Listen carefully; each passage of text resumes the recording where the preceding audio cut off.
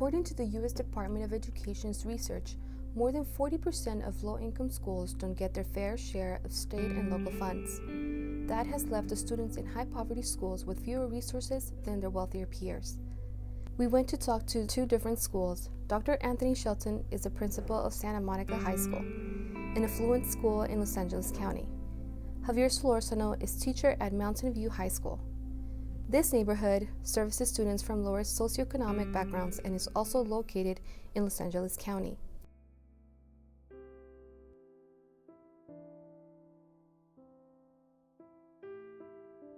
Our school has gotten a lot better with the equipment that they have. In the past, whenever you needed any kind of supplies or equipment, it was difficult and it would take a while to get that information. Our school community plays a huge role in providing the finances necessary for our school community to be successful.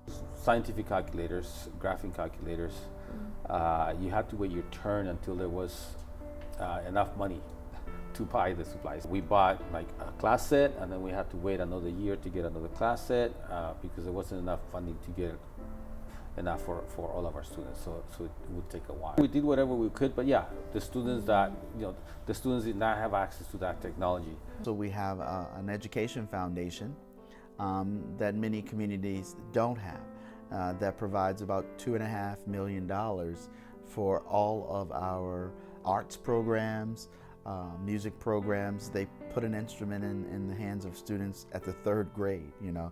And if there's a financial issue with a family and they need some tutorials or some lessons, that group and the foundation works to provide that for our students. One of the challenges in lower income families is oftentimes children's parents are working long hours or there is only one parent in the home, whereas in higher income families, either both parents are available or there's one stay-at-home parent. You know what, unfortunately, a lot of our parents are not involved in these decisions, or they're not aware of what's going on. Most of the parents are not. If there is an area that we may not have the finance in, our parents step up and they fill the gap. Not every community is as fortunate as our community is.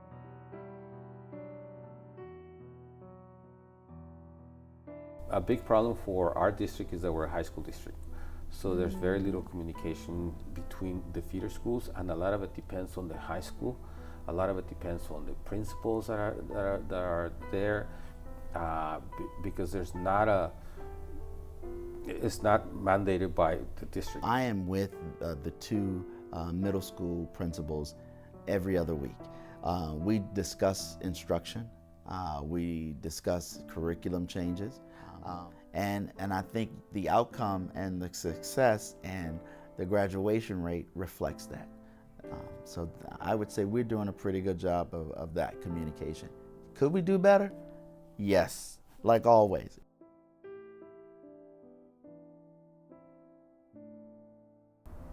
When Governor Brown came in, he also changed the funding formula for schools. Schools that have a large population of students who receive free or reduced lunch, or students that are low income, or students that are homeless. So about 95% of our students qualify for that extra funding. All of a sudden we started getting about $15 to $20 million more because of that extra funding. Even after that, we still are below the funding level that all the district will get because of all the support that they get from their parents. Yeah.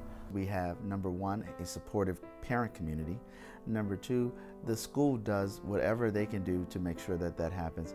And then on top of that, the city itself provides some funds for students to make sure that the opportunity is available to them.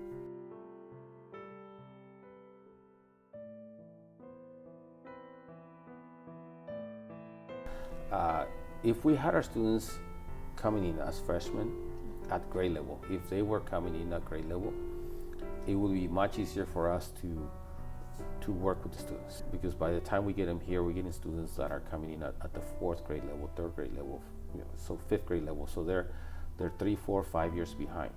The 2015 UCLA study found that teachers in high poverty schools were more likely to report that instructional time was often lessened due to problems with school facilities, lack of access to technology and libraries, classroom lockdowns, standardized test preparation, teacher absences, and uncertified or insufficiently qualified substitute teachers. Since we don't have that, we're always very limited to what we can do, because a lot of it is remediation. If we could equally fund them, that's the first step. Is how do we create? How does the state?